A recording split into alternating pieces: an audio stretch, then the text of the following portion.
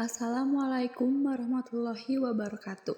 Kami dari kelompok 8 akan mempresentasikan tentang strategi fungsional dan pilihan strategis untuk memenuhi mata kuliah manajemen strategik.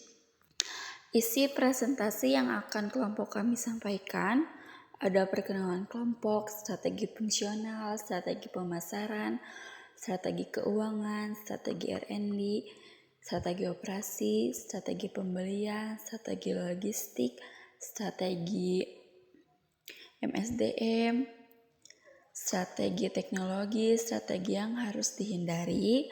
Terus ada menyusun skenario, manajemen risiko, tekanan kepentingan, tekanan budaya, proses pilihan strategis, dan yang terakhir ada menggunakan kebijakan strategis.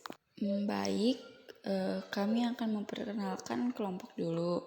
Ada Ihwan Bahtiar, ada Nopi Yulianti, dan saya sendiri Siti Rahim Fardatilah. Materi pertama ada strategi fungsional. Strategi fungsional adalah pendekatan yang dibutuhkan area fungsional untuk mencapai tujuan perusahaan dan tujuan strategi unit bisnis dengan memaksimalkan produktivitas sumber daya. Selanjutnya ada dalam menentukan strategi fungsional, ahli strategi harus yang pertama ada identifikasi kompetensi inti perusahaan atau bisnis. Yang kedua ada pastikan kompetensi terus diperkuat. Yang ketiga, kelola kompetensi sedemikian rupa sehingga mempertahankan keunggulan kompetitif dengan sebaik-baiknya harus dibuat. Strategi pemasaran. Strategi pemasaran berkaitan dengan penetapan harga, penjualan, dan distribusi produk. Menggunakan pasar strategi pengembangan sebuah perusahaan atau unit bisnis dapat merebut bagian yang lebih besar dari suatu pasar yang ada untuk produk saat ini melalui kejenuhan pasar dan penetrasi pasar atau mengembangkan penggunaan dan atau pasar baru untuk produk saat ini. Terus ada strategi keuangan. Strategi keuangan mengkaji implikasi keuangan perusahaan dan tingkat bisnis pilihan strategis dan mengidentifikasi tindakan keuangan terbaik. Itu juga bisa menyediakan keunggulan kompetitif melalui biaya dana yang lebih rendah dan kemampuan yang fleksibel untuk meningkatkan modal untuk mendukung strategi bisnis. Strategi keuangan biasanya mencoba untuk memaksimalkan nilai finansial sebuah perusahaan. Materi selanjutnya akan disampaikan oleh Ihwan Bahtiar. Kepada Ihwan Bahtiar dipersilahkan. Baik, sekarang giliran saya akan menjelaskan tentang strategi R&D. Perusahaan menemukan bahwa memiliki tenaga kerja yang beragam adalah keunggulan kompetitif.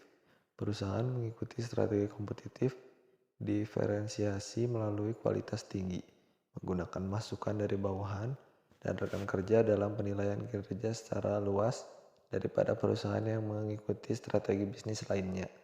Penilaian 360 derajat yang lengkap, di mana input kinerja dikumpulkan dari berbagai sumber, dianggap ekspektasi standar praktik manajemen SDM yang baik. Kemudian ada strategi operasi. Strategi operasi menentukan bagaimana dan di mana suatu produk atau jasa diproduksi. Tingkat integrasi vertikal dalam proses produksi menyebabkan sumber daya fisik dan hubungan dengan pemasok. Ini juga dapat menangani dengan optimal tingkat teknologi yang harus digunakan perusahaan dalam proses operasionalnya. Kemudian ada strategi pembelian. Strategi pembelian berkaitan dengan mendapatkan bahan baku, suku cadang, dan persediaan yang dibutuhkan untuk menjalankan fungsi operasi. Masalah konvensional bagi perusahaan manufaktur di seluruh dunia adalah ketersediaan sumber daya yang dibutuhkan untuk mengoperasikan pabrik modern. Perubahan dramatis dalam elemen fundamental bisnis seperti minyak, listrik, dan bahan tanah jarang di antara banyak lainnya telah meningkatkan biaya secara drastis. Hanya berbagai yang dapat diteruskan ke pelanggan dalam lingkungan yang kompetitif. Kemudian ada strategi logistik. Strategi logistik berusaha dengan aliran produk masuk dan keluar dari manufaktur proses. 3 tren yang terkait dengan strategi ini terbukti sentralisasi, outsourcing, dan penggunaan internet. Untuk mendapatkan sinergi logistik di seluruh unit bisnis, perusahaan mulai memusatkan logistik di grup kantor pusat. Tersentralisasi ini, grup logistik biasanya berisi spesialis dengan keahlian dalam transportasi yang berbeda.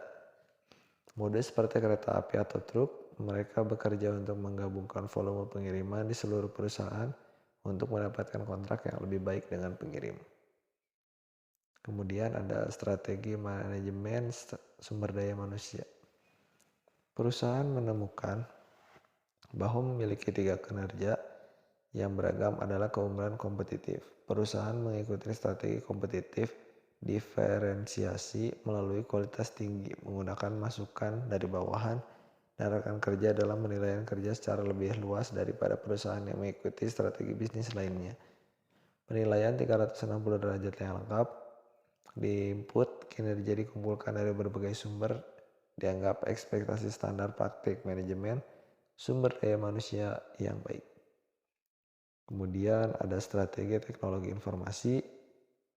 Korporasi selalu menggunakan strategi teknologi informasi untuk menyediakan kebutuhan mereka. Unit bisnis dengan keunggulan kompetitif. Perusahaan multinasional menggunakan internet canggih untuk memungkinkan karyawan berlatih lower the sun management, di mana anggota tim proyek tinggal di suatu negara dapat menyerahkan pekerjaan mereka pada anggota tim di negara lain mana hari kerjanya adil awal. Kemudian strategi yang harus dihindari yaitu pertama, ikuti perintah pemimpin, meniru strategi pesaing tetapi mengabaikan keunggulan kompetitif tertentu. Yang kedua ada hit and run. Jika sebuah perusahaan mempelopori produk yang sukses, ia cenderung mencari produk super lain yang akan menjamin pertumbuhan dan kemakmuran. Yang ketiga, lakukan segala dalam artian saat sebuah perusahaan memiliki sumber daya manusia yang cukup, mengembangkan ide menjadi proyek, tetapi uang, waktu, dan energi segera habis karena banyak proyek menuntut memasok sumber daya manusia yang besar.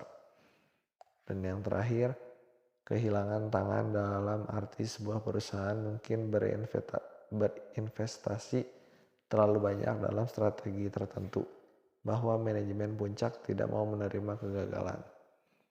Kemudian akan dilanjutkan oleh Novi. Sekian, terima kasih. Selanjutnya, membuat skenario perusahaan, ikuti langkah-langkah. Yang pertama, gunakan skenario industri.